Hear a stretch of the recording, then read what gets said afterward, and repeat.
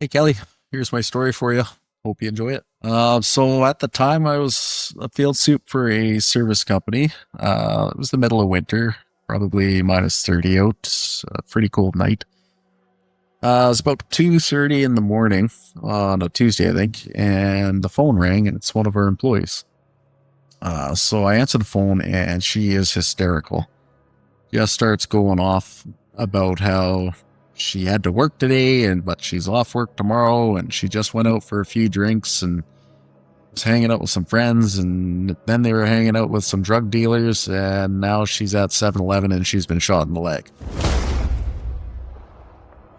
It was a really weird phone call. Took a couple seconds for my brain to catch up because I was half asleep and I didn't really know where to start, so all I said to her was, okay, I'll be right there. Hung up the phone and started my truck and got dressed and started making my way over there. And the whole drive, I'm just thinking to myself, like, there's no chance this is real. Like, she's just drunk, right? But anyway, I pull into the parking lot and I can immediately tell she is just shithoused. Either blackout drunk or she's on something. And then I look at her leg. And then I look back up at her and it's like, holy shit, you've actually been shot in the leg.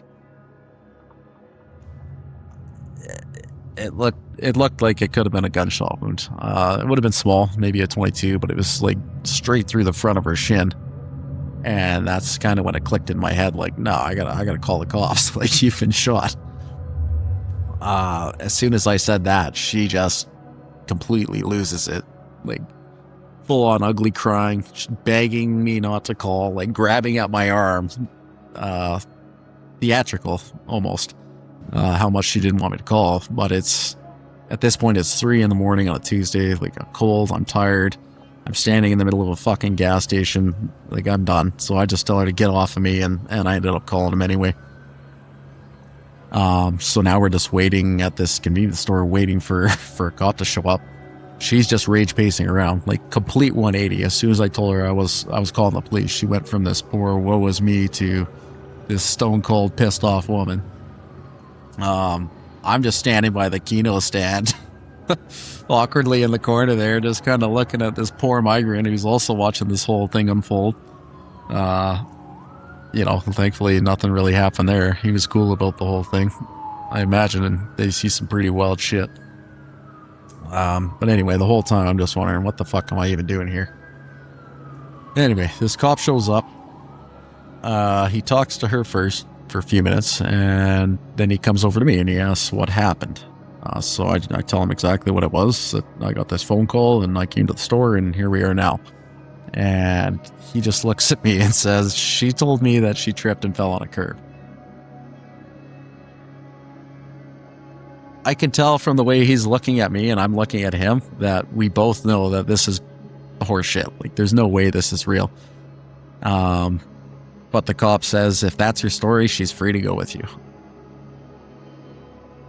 I didn't think that was quite how it was going to go. I figured there would have been some more questions asked and whatnot. So I just asked him, like, well, can we make her go to the hospital? And he looks at her and he says, do you want to go to the hospital? She said no. She just wanted to go back to the staff house. So then I tell her, like, that's not happening in your current state. I'll get you a hotel room. She seemed happy with that. The cop said that was fine. The cop looks at her and he says, I don't want to get any more phone calls about you tonight. And then he turns around and starts walking to his car. So we get in the truck. I'm just kind of sitting there thinking, like, we're done here. How disillusioned I am with how simple she was allowed to just give her story. And the cop was like, yeah, okay. That all baffled me a bit, but anyway, whatever. The night's over. I'm going to take her to this hotel.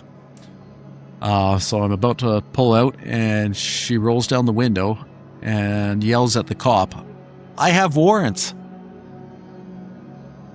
And I just look at her, and I remember very calmly just saying, why in the fuck would you tell him that?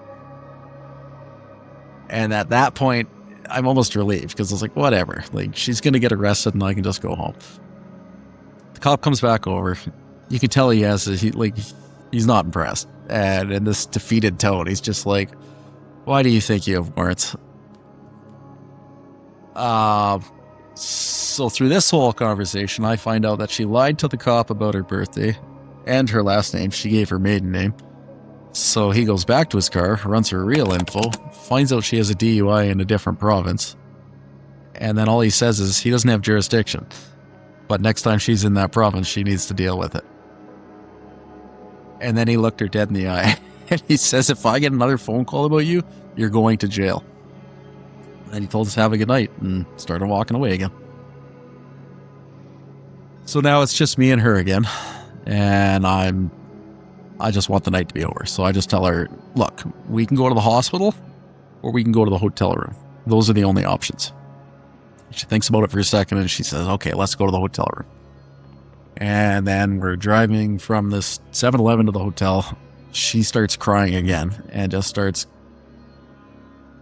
kind of self-pity, telling me how good she is at her job and she's the best at her job and she's really good at her job and all the guys on her crew like working with her and she's really good at her job. And the whole time I'm just sitting there trying not to laugh because it's not even remotely the problem. Like, I don't give a shit.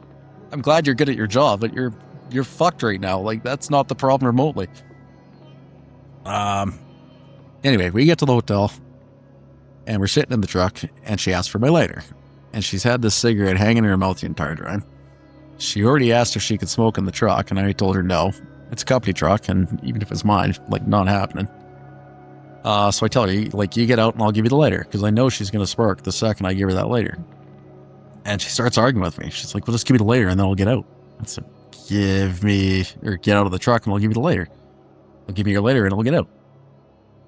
Finally, I had enough. I stared her right in the eyes and I said, get the fuck out of my truck.